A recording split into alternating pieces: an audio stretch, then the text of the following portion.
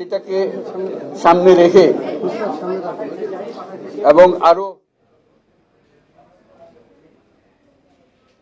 যারা এটা সম্ভব করেছে, যে তরুণ সমাজ, তাদের প্রতি আমি আবার সমস্ত প্রশংসা এবং কৃতজ্ঞতা জানাচ্ছি তাদেরকে। তারা আমার পাশে আছে। এরা এই দেশকে রক্ষা করেছে, এই দেশকে নতুনভাবে পুনর্জন্ম দিয়েছে এবং এই পুনর্জন্মে যে বাংলাদেশ পেলাম, সে বাংলাদেশ যেন অত্যন্ত দ্রুত গতিতে এগিয়ে চলতে পারে, সেটাই হলো আমাদের শপথ। সেটা আমরা রক্ষা করতে চাই, এগিয়ে যেতে চাই। আজকে আবু সাঈদের কথা মনে পড়ছে আমাদের, যে আবু সাঈদের ছবি বাংলাদেশের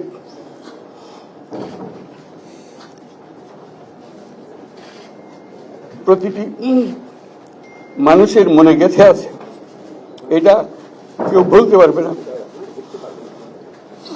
কি অবিশ্বাস্য একটা সাহসী যুবক,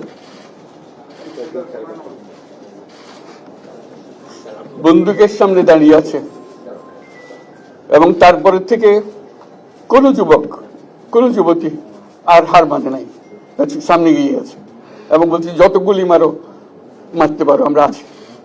তো যার কারণে এটা সারা বাংলাদেশ জুড়ে এই আন্দোলন ছড়িয়ে গেছে এবং যার কারণে বাংলাদেশ এই দ্বিতীয়বার স্বাধীনতা অর্জন করলো। এই স্বাধীনতাটা আমাদেরকে রক্ষা করতেই হবে। শুধু রক্ষা করা নয়, এই স্বাধীনতার সুফল প্রতিটি মানুষের ঘরে পৌঁছাতে হবে, তা না হলে এই স্বাধীনতার কোনো দাম নেই। এই স্বাধীনতাটাকে পৌঁছানো হলে আমাদের শপথ, আমাদের যে প্রতিজ্ঞা, যে আমাদেরকে এটা করতে হবে, ঘরে ঘরে পৌঁছাতে হবে। মানুষ যেন জানে যে বাংলাদেশ স্বাধীন হওয়ার অর্থ হলো তার নিজের ভবিষ্যতের পরিবর্তন।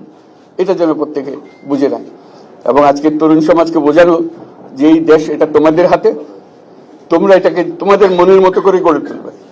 তোমরা যেভাবে স্বাধীন করতে পেরেছো, তোমরা এটাকে তোমাদের মনের মতো করে গড়তেও পারবে এবং তোমাদের দেখে সারা দুনিয়া শিখবে কিভাবে একটা দেশ, একটা তরুণ সমাজ গ্রহণ করতে পারে এবং তাকে পাল্টে ফেলতে পারে।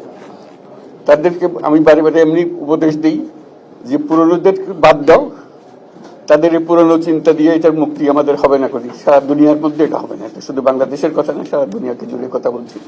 তোমাদের মধ্যে যে শক্তি আছে, যে ক্রিয়েটিভিটি আছে, সৃজনশীলতা আছে, সেই সৃজনশীলতাকে কাজে লাগাতে হবে। এটা শুধু বই খাতাতে লেখার জিনিস না, এটাকে প্রকাশ করার জিনিস, স্থাপন করার জিনিস, সেটা করা।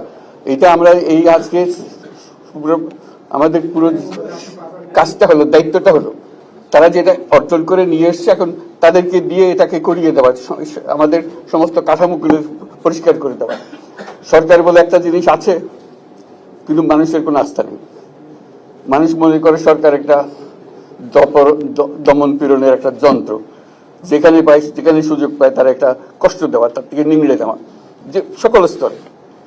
এটা হলো তার থেকে কেমন ভাবে সামাল দিতে হবে, তাকে একটা ভয়ের একটা জিনিস, তাকে সামাল দিয়ে চলা, এটা হলো সরকার। এটা সরকার হতে পারে না।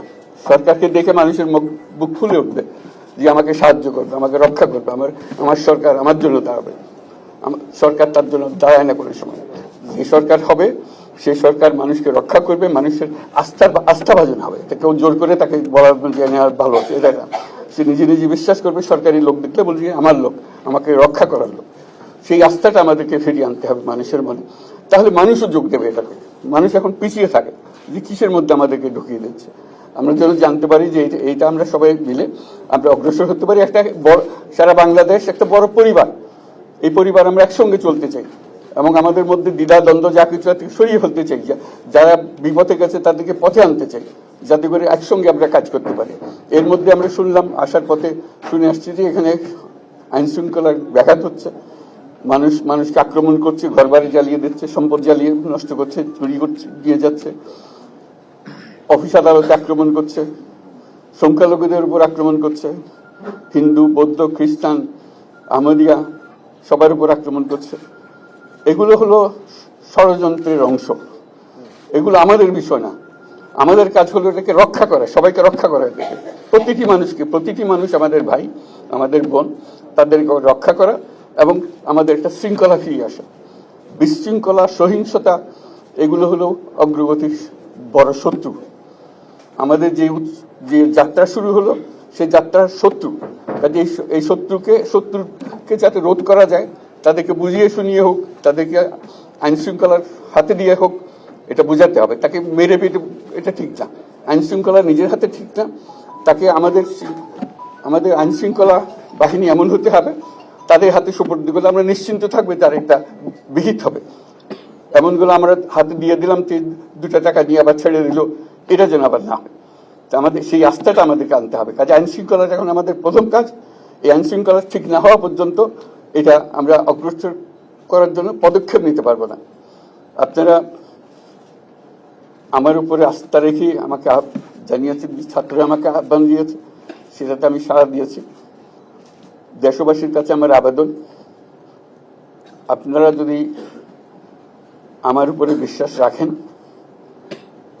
আমার উপরে ভরসা রাখেন, তাহলে নিশ্চিত করেন যে দেশে কোনো জায়গায় কারো উপরে হামলা হবে না। এটা আমাদের প্রথম দায়িত্ব। এটা যদি আমি করতে না পারি, এটা আমার কথা যদি না শোনেন আপনারা, তাহলে আমার প্রয়োজন এখানে নাই।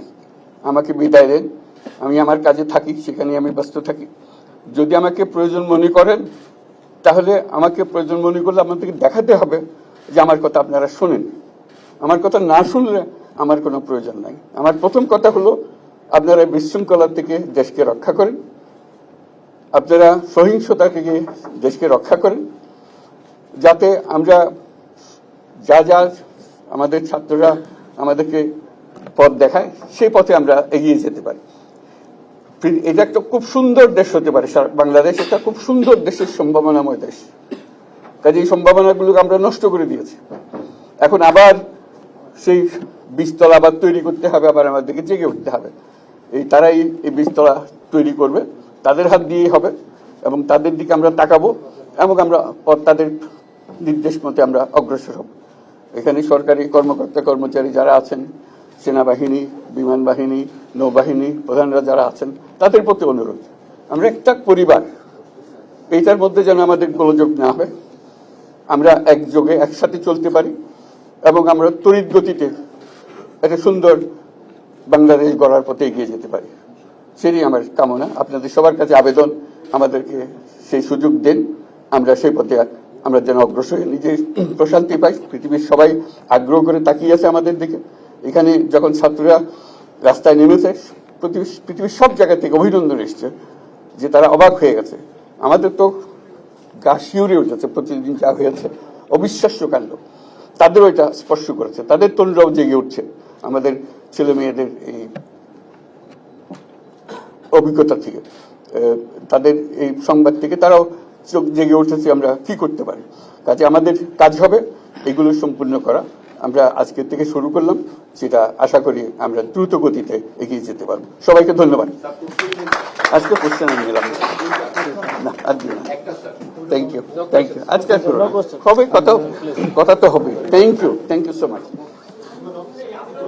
চিফ বলছেন যে স্যার আমি একবার আশ্বাসের সহ আপনাকে HQ-তে নিয়ে যাই। ঠিক আছে, না আমরা এখানেই থাকি, এখানেই করে ফেলি।